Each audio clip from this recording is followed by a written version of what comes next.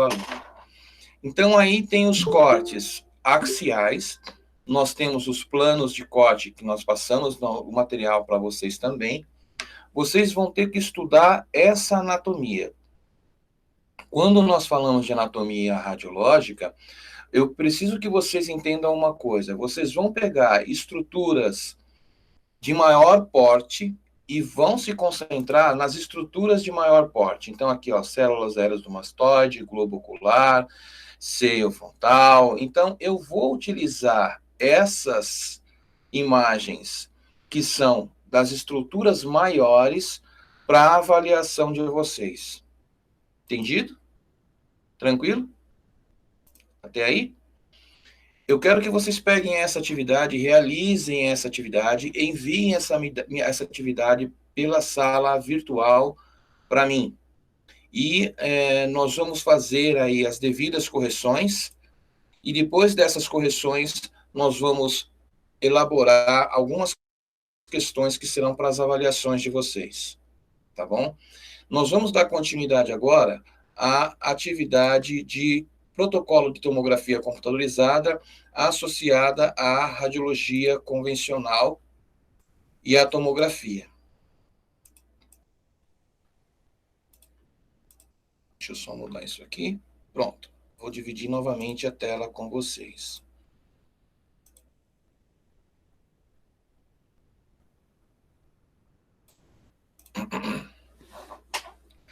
Bom, para nós darmos continuidade, eu espero que vocês tenham visto o material dos conceitos básicos que já foi enviado, que nós falamos em sala de aula, naquele breve período que nós ficamos em sala, antes de tudo ser suspenso. E esse protocolo que eu tenho aqui na tela do computador é a imagem que geralmente você vai ver no computador, é a base do computador para você elaborar o protocolo de tomografia computadorizada e capturar aquelas imagens que nós estamos vendo em imaginologia, tá? Então, essa plataforma geralmente esverdeada, assim, ela pode ser tanto da GE quanto da Siemens. Os dois protocolos são muito parecidos um com o outro. As duas bases, a plataforma, ela é muito parecida com a outra. A Siemens também utiliza o azul, assim como a Philips. Então, isso vai da capacidade do aparelho, vai da forma que a pessoa está visualizando esse equipamento, vai da elaboração que às vezes você muda o formato da tela da forma que te agrada mais, e assim por diante.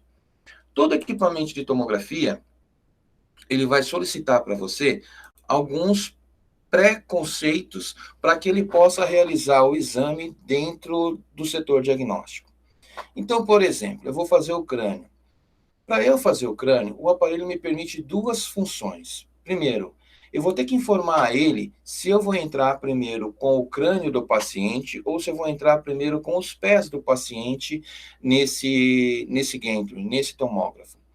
A partir do momento que eu informo a ele se vai ser red fist ou foot fist, eu digo ao computador qual vai ser os planos de corte realizados em relação a esse equipamento de tomografia computadorizada.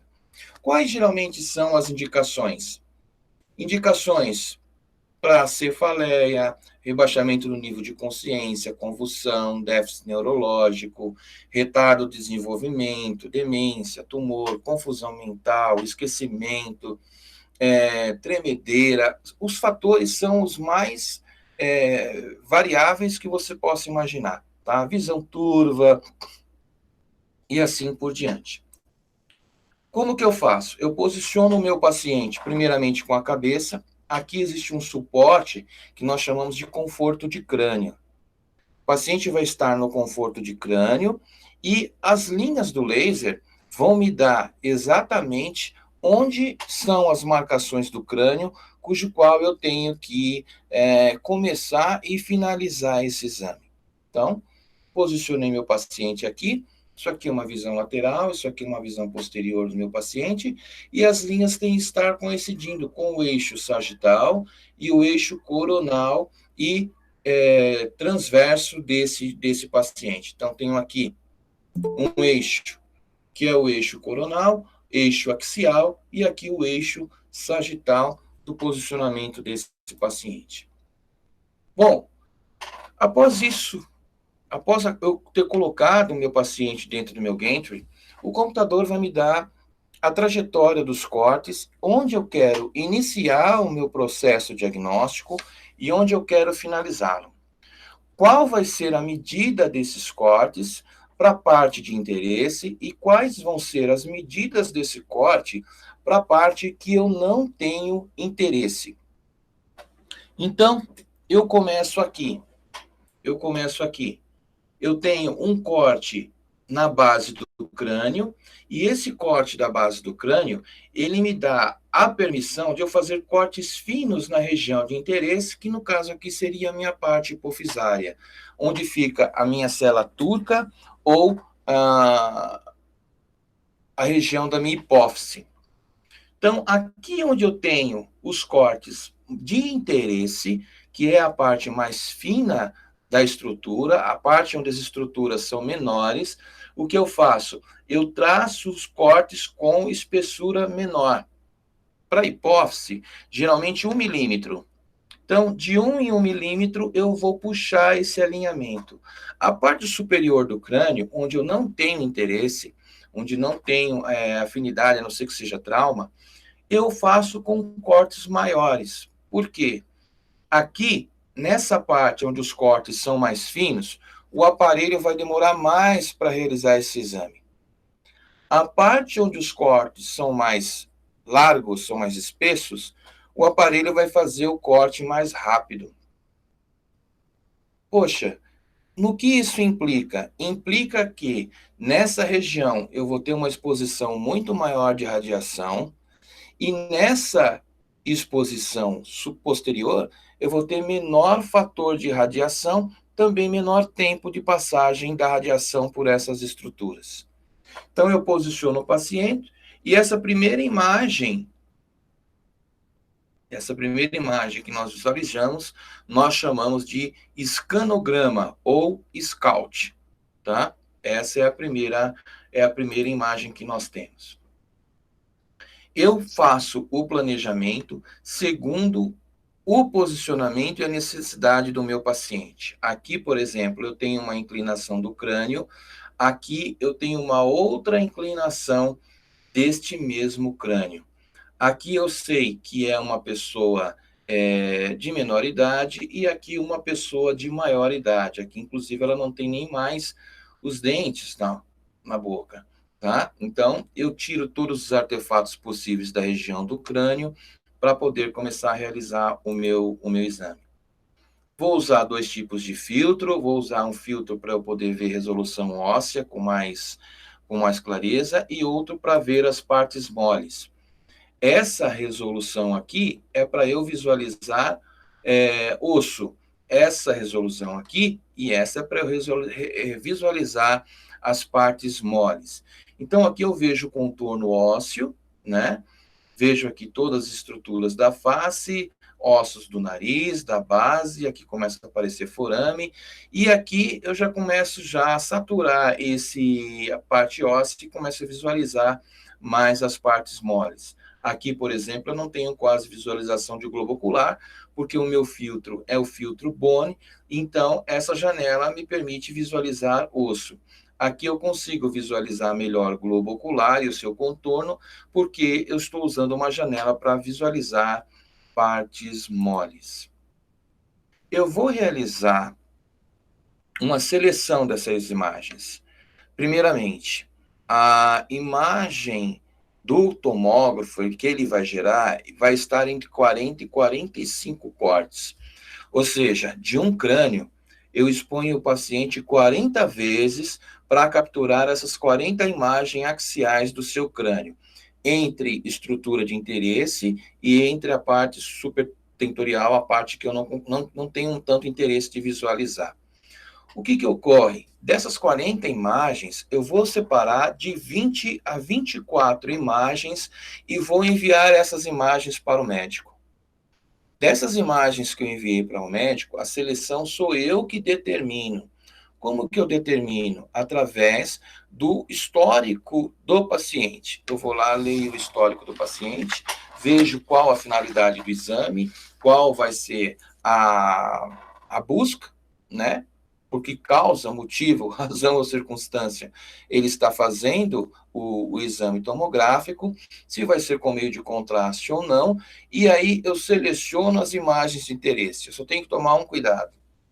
Além das imagens de interesse que eu vou selecionar, eu tenho que mandar imagens suficientes para o médico laudar, informando que eu comecei o corte na base do crânio com o forame fechado, e esses cortes terminaram lá em cima na abóboda craniana. Isso indica para ele que se ele tiver que solicitar qualquer uma outra imagem que ele deseje, que ele não está nessa seleção que eu fiz, ele vai ter esse recurso, ele vai mandar uma descrição até o setor diagnóstico e as imagens excedentes que não foram para ele primeiramente, lhe serão enviadas, vão ser enviadas para ele posteriormente, tá? Então, eu sempre vou fazer duas seleções, tanto de filtro quanto de osso.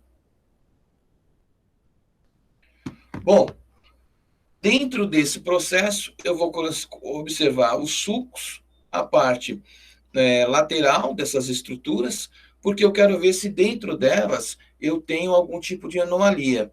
Então, novamente, eu vou utilizar a escala de Roosevelt, que é aquela escala de HU que nós vimos anteriormente.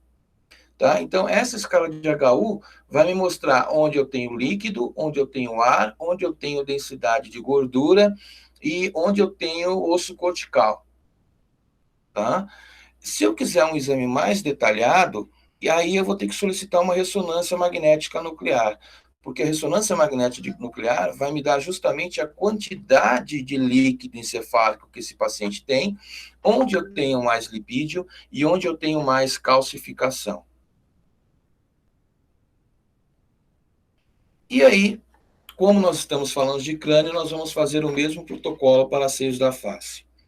Seios da face também o processo é o mesmo. Eu vou indicar para o meu computador, dizer para ele que eu vou iniciar com a cabeça, vou posicionar. O computador já vai ter um menu específico, dependendo do modelo, você vai posicionar o paciente de uma forma diferente, mas todos eles são bem parecidos, tá? Então ele vai me dar um menu onde eu vou entrar primeiro com a cabeça aqui, ó. Ele vai me pedir a solicitação e vai me pedir o plano de corte, se ele vai ser contínuo ou se ele vai ser pausado. O computador vai investigar a cefaleia, congestão nasal, secreção nasal, diminuição do olfato, rinite alérgica, sinusite e qualquer outro tipo de tumor que ele tenha na região facial. O posicionamento do paciente para esse exame, para esse modelo de computador é o mesmo. Eu só vou fazer um plano de corte diferente, tá? Então, eu vou fazer um scout começando no início com o palato duro e vou terminar no seio frontal. Então, eu começo no palato duro, termino no seio frontal. A espessura de corte, 2, 3 até 5 milímetros de espessura. Incremento, 2, 3 até 5. O que é o incremento? É o espaço que eu dou de um corte, do primeiro corte até o segundo. Então, eu tenho ali uma separação do primeiro corte, incremento, segundo corte, incremento, terceiro corte. Então, sempre de 2 a 2, de 2 a 3, de 3 a 5, vai ser sempre a mesma medida. O FOV, que é o meu campo de visão de 15 centímetros, KVP de 120 a 140. Se for um protocolo infantil, você pode alterar isso para menor.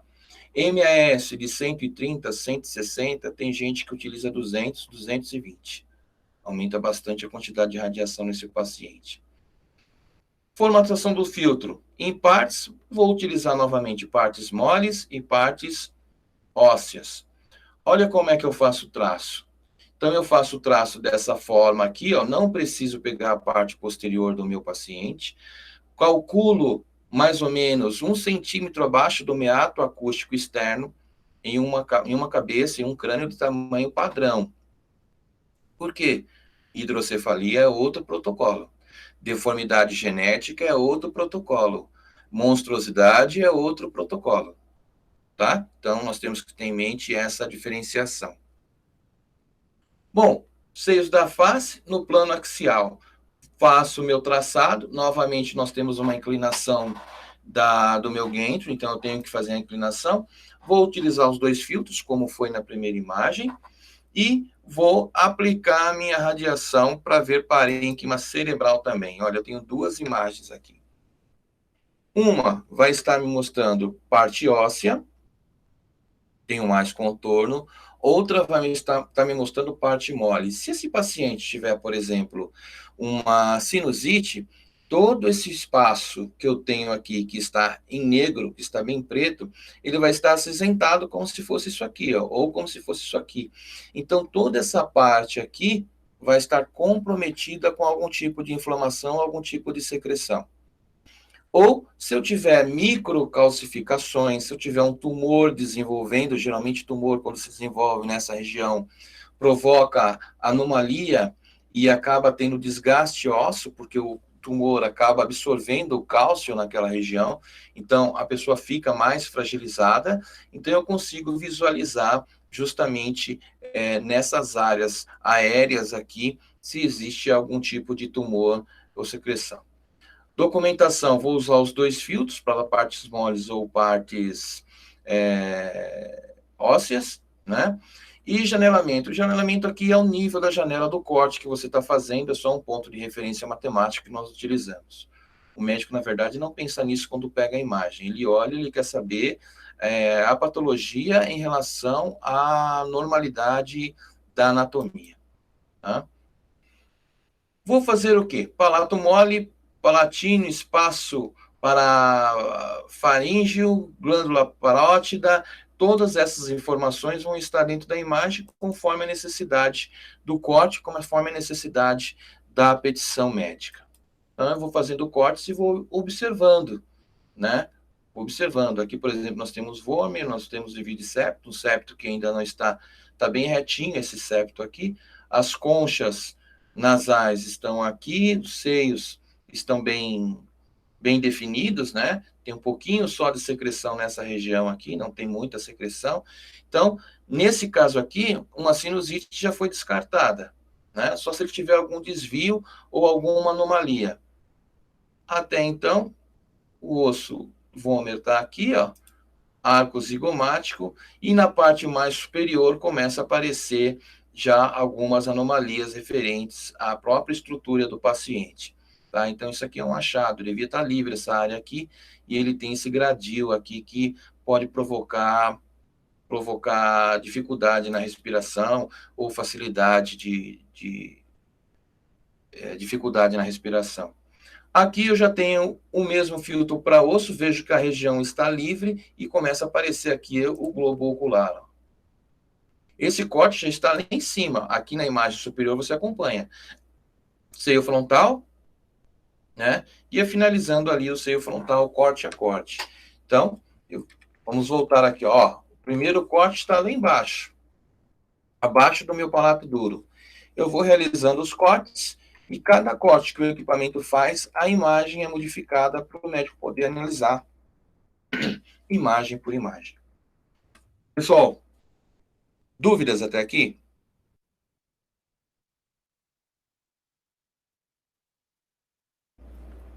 Veja bem, isso é só uma forma de você analisar quando você vai realizar o exame ou não, tá? É rotina, não é um exame específico, tá? É um exame de rotina. Tem outro tipo de planejamento para o seio da face. Nesse posicionamento aqui, eu quero visualizar as conchas de uma outra forma. Então, como que eu faço? Coloco novamente o conforto na cabeça do paciente e o paciente vai estar com o pescoço em hiperextensão, ou seja, a cabeça dele vai estar praticamente para fora da mesa. A incidência do raio e os cortes vão ser feitos dessa forma aqui, ó. Porque eu quero pegar o axial dessa região. Então, eu tenho que posicionar o paciente, é uma região desconfortável, você tem que trabalhar bem o protocolo, porque senão o paciente não consegue ficar imóvel muito tempo nessa região. Tem gente que não tem essa capacidade, tá?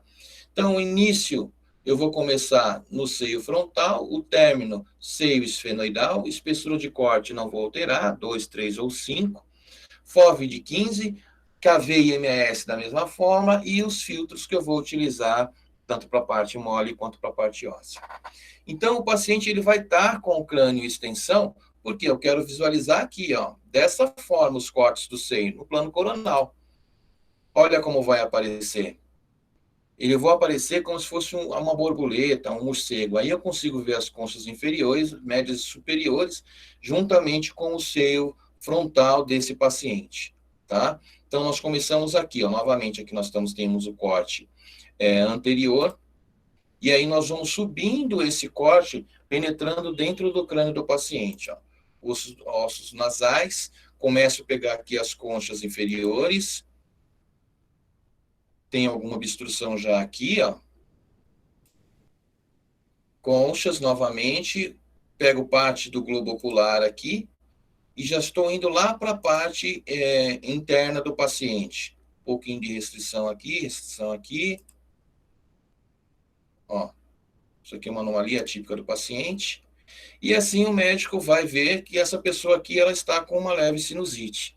Por quê? Ela tem secreção nas vias aéreas dela, que são atípicas à formação da imagem em raio-x de face. Professor, Diga. pode mostrar de novo onde é que ela tá com a secreção na imagem? Vou voltar aqui, ó. Tá, obrigada. Vamos pegar desde o começo. Último corte. Peguei a parte do nariz, toda essa parte aqui, ó, que devia estar livre, ela não está, tá vendo? Parte da face, não está. Esse contorno que devia estar mais livre, não está. Então, conforme eu vou puxando o exame, eu vejo que existem partes que estão comprometidas e existem outras que não, ó. Aqui também não está, tá vendo? Ó? Essa parte das vias aéreas não estão. Isso provoca o quê? Lógico, é leve, é leve. Se fosse um caso mais grave, a gente já pegou caso que toda essa região aqui, ó, está completamente cinza, completamente comprometida, né? Aqui existe falhas, e é aquela situação da sinusite que a pessoa não consegue nem abrir os olhos, né? Porque a sinusite tem estágios dela, inicial, médio e crônico. E aí você tem que tomar medicamento contínuo. Mudança de tempo, você tem dor de cabeça, dor nos olhos, sinusite. A pessoa chega às vezes com o olho fechado e só fica com a cabeça para trás. Por quê? Porque como o meu seio frontal está comprometido, eu tenho um peso na parte anterior da cabeça. E aí você não consegue movimentar os olhos direito, né? Porque você sente aquele peso na região anterior, sente desconforto, dor de cabeça e vai até a tontura, se for o caso. Tá vendo aqui? Já passando essa imagem. Aqui já está mais para dentro, pega a parte óssea e já não aparece mais. Mas esse contorno aqui ainda é, ó. Dúvidas? Sim ou não? Muito bem, o silêncio de vocês é fúnebre, mas tudo bem, vamos lá. Bom, tomografia de tórax. Tomografia de tórax é o que é mais realizado. Você realiza tomografia de tórax para uma série de coisas, desde para você ver hoje em dia COVID, pneumonia, tumores e daí por diante, anomalias, disfunção, daí por diante. Então, a tomografia computadorizada, ela desvenda 90% das patologias relacionadas a pulmão, à caixa torácica. E também é um método, evidentemente, fiscais. Então, a análise do parênquima pulmonar, análise da distribuição do vaso brônquico, análise das estruturas mediastinais iliares, análise dos grandes vasos da artéria, caso de tromboembolia, integridade do arcabouço ósseo e assim por diante. Só abrindo um parênteses aqui. Antigamente, quando uma pessoa ficava ruim com pneumonia, tuberculose, seja lá o que foi, e era internada no hospital, o médico solicitava uma radiografia no momento que ela foi internada, depois ela era entubada ou colocada no oxigênio por um médico, né? Depois que ela era entubada, nós voltávamos ao leito para tirar outra radiografia. Por quê? Para saber se o paciente estava entubado corretamente. porque existem estruturas na região pulmonar, tem uma estrutura chamada carina que divide a quantidade de ar. Então, se ele é mal entubado, a carina detona aquela estrutura e eu tenho uma descompensação de oxigenação entre os dois pulmões, o que, em vez de causar melhora, vai provocar pneumonia. Já porque o oxigênio, ele é gelado, o oxigênio que eles utilizam é um oxigênio líquido. Então, ele não entra nos pulmões do paciente em temperatura ambiente, ele entra geladíssimo. Então, é normal você tirar uma radiografia de tórax numa paciente que está internado pelo menos 2 vezes no dia. Cada vez que troca o plantão do médico, alguém vai lá e retira uma radiografia de tórax do paciente para o próximo médico verificar se está desenvolvendo algum tipo de patologia. Pode ser geralmente na base pulmonar ou na parte do ápice do pulmão. A tomografia computadorizada, ela te dá muito mais detalhes em relação a isso. Evidentemente que eu não intubo o paciente e vou para a tomografia computadorizada. Hoje em dia, esse protocolo de radiografar antes do entubamento e depois do entubamento nem existe mais, tá? Porque questão financeira, tempo e tudo mais. Então, eu tenho que fazer, primeiramente, antes de fazer o exame de tomografia computadorizada de tórax no paciente, como para qualquer outro, uma anamnese, principalmente se for com um exame contrastado, se eu for ter que aplicar um meio iodado nesse paciente. Então, eu tenho que saber se ele tem hipersensibilidade, tenho que saber se eles têm histórico de alergia, insuficiência renal, insuficiência pulmonar, diabetes, uso de medicamentos específicos como vasodilatadores, exames anteriores e laboratoriais que complementam esse meu diagnóstico antes deles realizar a tomografia. Quando você vai realizar uma tomografia numa clínica ou no hospital, geralmente eles fazem o quê? Eles fazem uma anamnese, que é praticamente uma lista de perguntas que a pessoa assina no final se responsabilizando e pronto. Então tá lá, você come camarão, você come frutos do mar, por quê? Porque esses frutos do mar têm uma concentração de iodo muito elevada, se você for alérgico a um fruto do mar, evidentemente que o contraste iodado você também não pode tomar, ser injetado em você. Você vai ter uma reação alérgica severa, pode vir a óbito. Outra coisa, se você usa vasodilatador, você também não pode utilizar meio de contraste. Por quê? Se você tem uma reação alérgica ao meio de contraste e você já tem as suas vias aéreas dilatadas, porque você usa aquela bombinha, Birotex, ou seja lá qual for, o que vai acontecer? Se eu precisar aplicar um vasodilatador em você, porque você está em apneia, está tendo uma dispneia, ou seja lá o que for, o vasodilatador não vai fazer efeito.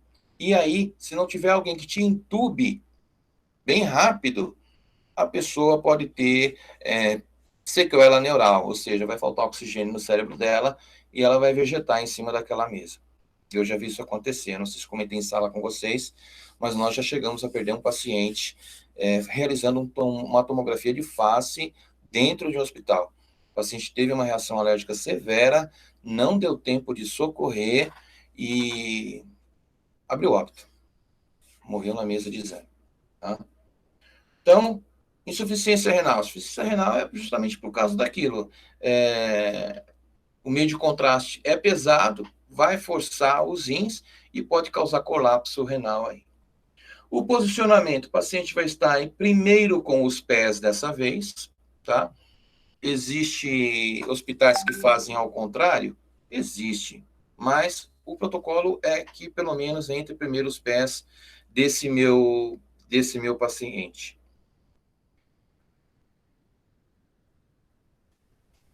Coloco ele lá, informo por computador que eu vou entrar primeiro com os pés desse paciente. E as linhas de corte devem estar alinhadas aos perfis dele, tanto sagital, quanto coronal, quanto axial. Isso aqui é uma bomba injetora para meio de contraste. Significa o quê? Que o computador, o meu tomógrafo, ele vai automaticamente, na hora que precisar, injetar o meio de contraste diretamente nesse paciente, porque ele já está pulsionado. Eu não vou ter que interromper o exame, chega lá, injetar o meio de contraste nele, para depois continuar a dar prosseguimento. Não, eu faço tudo do meu computador. Tudo da minha mesa de comando eu vou lá e realizo. Essa parte de fazer punção, injetar um meio de contraste, o tecnólogo ele não é habilitado para isso. Eu teria que ter uma enfermeira, um auxiliar de enfermagem que deixasse o paciente ali já pronto para a injeção do meio de contraste, certo? No caso do biomédico, vocês são habilitados para isso, não são? São habilitados para isso. Porém, não sei se a universidade dá algum curso para vocês, ou se é algum curso para vocês pegarem esse método de pulsão, enfim. Nesse caso, vocês poderiam fazer diretamente essa ação, de colocar tanto a pulsão quanto injetar o meio de contraste no paciente. Se não for com a bomba injetora, deixa as seringas lá de 60 ml prontas com o meio de contraste e só injeta no paciente na hora determinada do exame. Bom, decisões antes de injetar o contraste. Avaliar o risco versus benefício, avaliar outras alternativas, ter certeza da indicação do contraste, estabelecer procedimentos de informação ao paciente e determinar previamente a política de complicações, que é justamente aquela relação de anamnese. Essa relação de anamnese é feita justamente para isso. Antigamente era feito um teste antes, para ver se a pessoa é alérgica, mas ficou só no formulário hoje em dia mesmo, tá? São poucos os casos de reações graves. Algumas pessoas, a maioria delas, 99% delas, têm reações leves ao meio de contraste, mas não deixa de ser uma reação.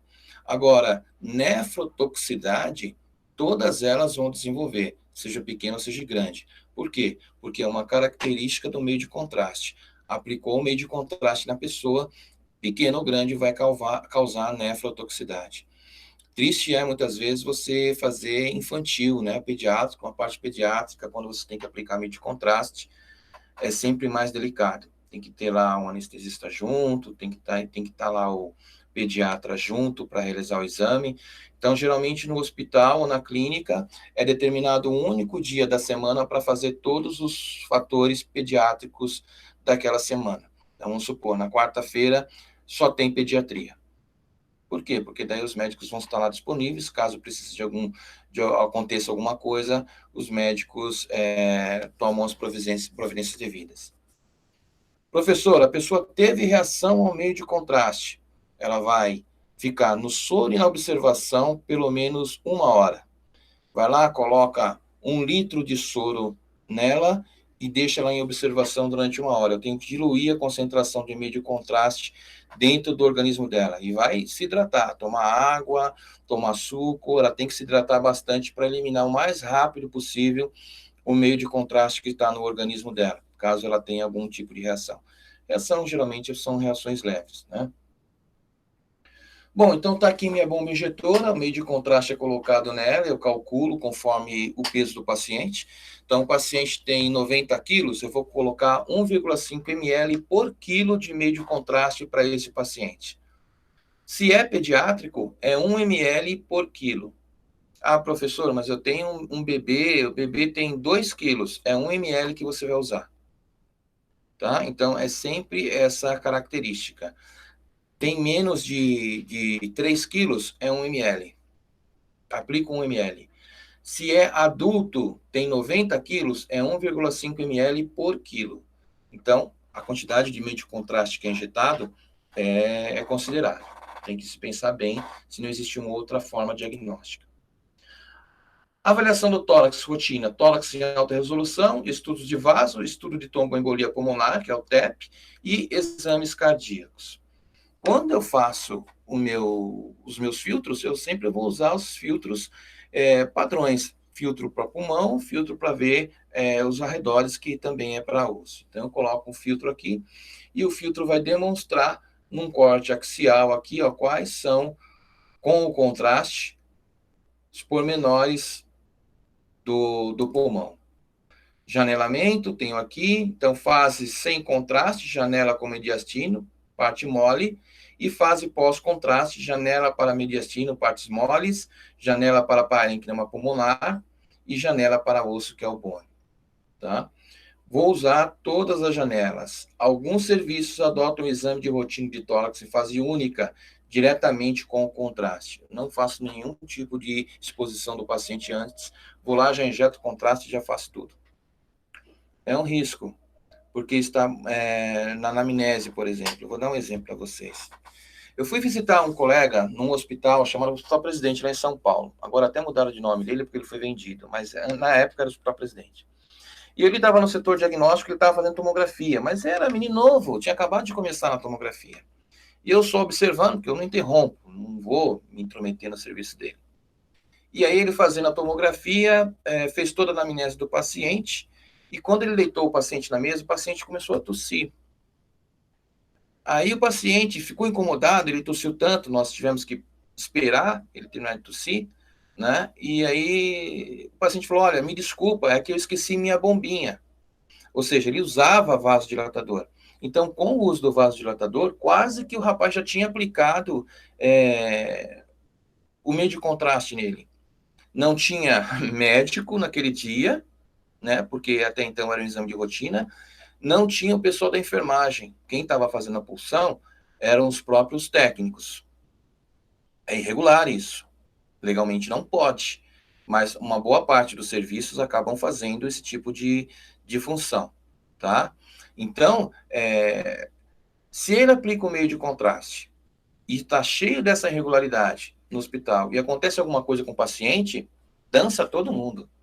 Dança ele que estava praticando, dança eu que estava fazendo a visita, dança o supervisor, dança o pessoal do hospital, todo mundo roda nessa aí, se o cara vem a ter algum tipo de reação alérgica ao meio de contraste e tem sei lá o que, tá? Então, tem que tomar muito cuidado nesse sentido aí. Exame de rotina, tórax de rotina está indicado em estudo geral da região, especialmente quando o paciente não tem definido o quadro de sua patologia. Meio de contraste iodado, a espessura do corte com incremento, início e término dos slides e o volume de contraste na bomba injetora. Então tem que estar tudo bonitinho lá. Então eu vou lá angular o meu gantry, vou colocar o movimento da mesa em 1,5 por 1, espessura de 7 milímetros a 7 milímetros. Nós vimos no crânio lá, no crânio poderia ser de 2, 3 ou 5.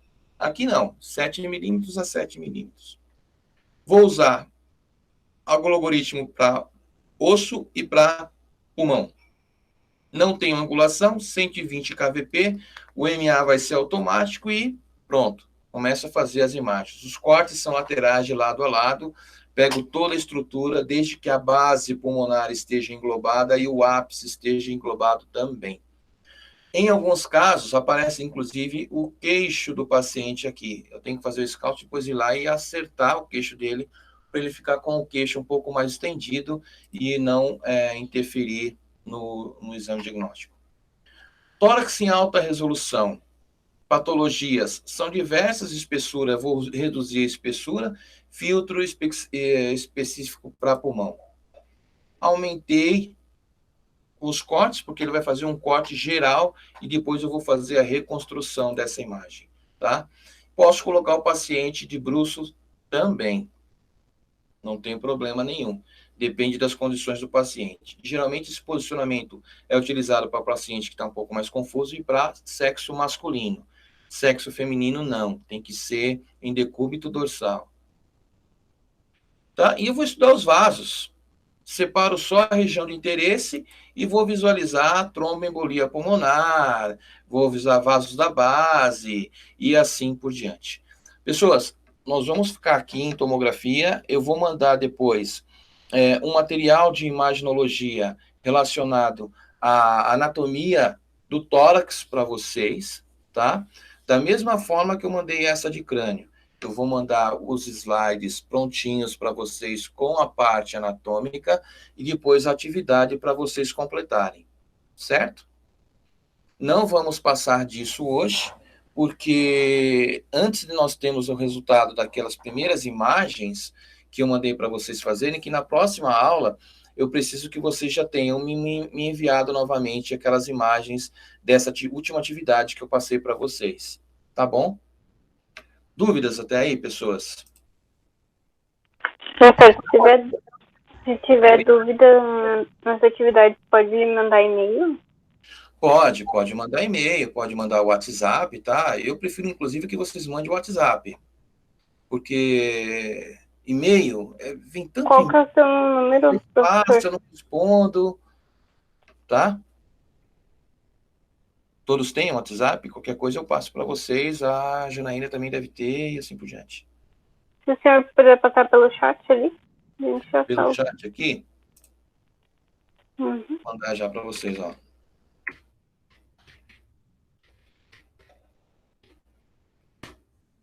DDD 11, mas vocês não pagam nada, viu? É Zap. Tá bom? Obrigada. De nada. Professor, Oi. como que geralmente apresenta as reações ao iodo, mesmo que leve? Assim, leve, no caso, no momento ali, como é que identifica isso? Sim, assim, a pessoa vai ter... Primeiro assim, quando eu aplico o iodado na pessoa, não fala iodo, tá? Iodo é um outro Ah, tá, produto. sim, iodato.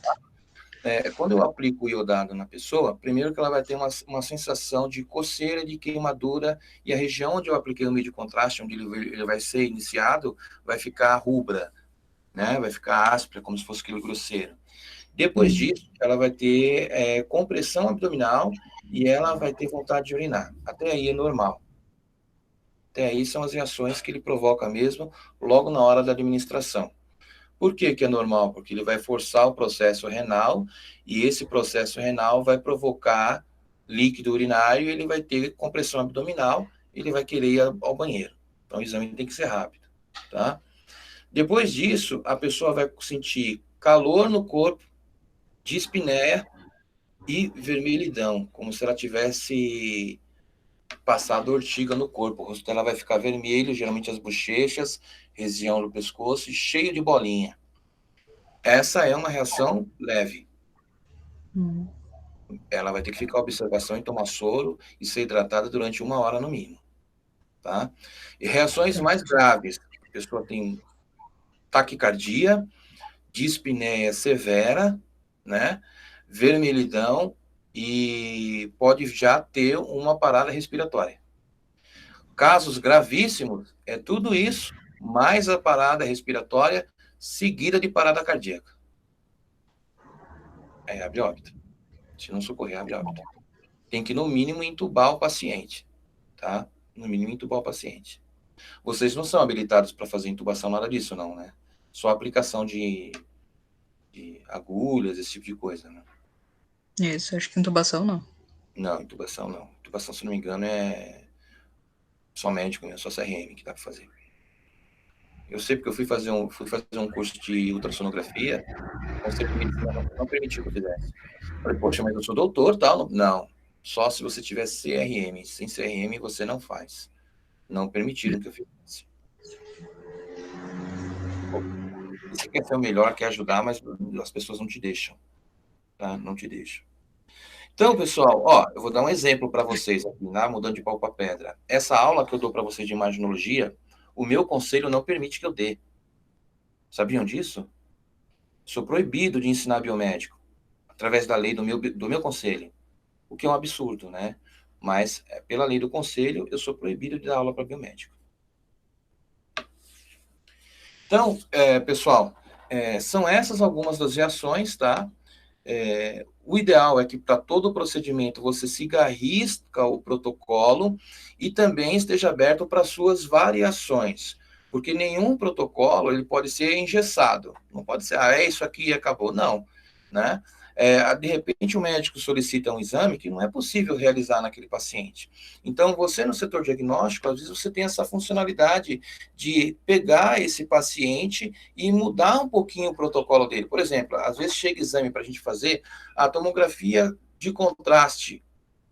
E aí, quando você faz a primeira bateria de exame no paciente, você percebe que não é necessário contraste para aquele paciente, porque você está visualizando aquilo que o médico solicitou, né? Só que no pedido veio para você fazer com contraste. Então, o que, que você faz? Você liga para o médico ou entra em contato com o responsável e fala, olha, olha um pouquinho as imagens, dá um pulinho aqui, por quê? Porque não existe a necessidade de eu comprometer o físico, o biológico desse paciente utilizando o meio de contraste. Aí o médico vai lá, dá uma olhada nas imagens, realmente, não precisa não, pode deixar. Entendeu? Então, você economizou tempo, economizou meio de contraste, poupou o paciente de qualquer tipo de reação e desconforto, né? E ainda agilizou a sua agenda naquele dia. Então, tem tudo isso que tem que ser analisado. Tanto que o setor diagnóstico, geralmente, agora, eles estão sendo projetados anexado à sala do laudo médico. Por quê? Onde eu trabalhava, por exemplo, eu virava a mão assim para trás, batia na porta, o doutor saía, eu virava, ele olhava as imagens, ele, não precisa não. Não precisa não. E eu já tirava o paciente, mandava tirar o paciente. Outro não, ele olhava e falou, não, é melhor aplicar, porque se a gente ficar cortando o pessoal lá de cima, eles vão brigar com a gente. Aí é parceria, entendeu? É uma equipe. Existe muita diferença entre equipe e grupo. Não é todo mundo fazendo um trabalho, é todo mundo fazendo o trabalho todo. Existe grande diferença nisso. Se vocês tiverem sorte de trabalhar numa clínica assim, num laboratório assim, se deem por satisfeitos e muito felizes, porque isso é muito difícil de encontrar. Geralmente é um querendo comer o outro dentro do hospital. Beleza, pessoas? Mais alguma dúvida? Não? Muito bem. Realizem as atividades, vocês têm um tempinho ainda, ó, são 21h30, aproveitem que vocês estão no sistema, se o Unimestre já estiver abrindo, baixem lá o material, realizem as atividades e qualquer coisa vocês podem me mandar aí o zap, só se identifica, tá? Olha, eu sou fulana da biomedicina, imagem tal, e aí eu respondo para vocês assim que possível. Tranquilo? Ok, professor. Então, obrigado a vocês que participaram, vocês que ficaram quietinhos, por favor, só se dediquem às aulas que nós temos também nos esforçado para realizar, tá bom? Fiquem com Deus e até a semana que vem. Boa noite, professor. Boa noite a todos. Boa noite. A todos. Boa noite, professor.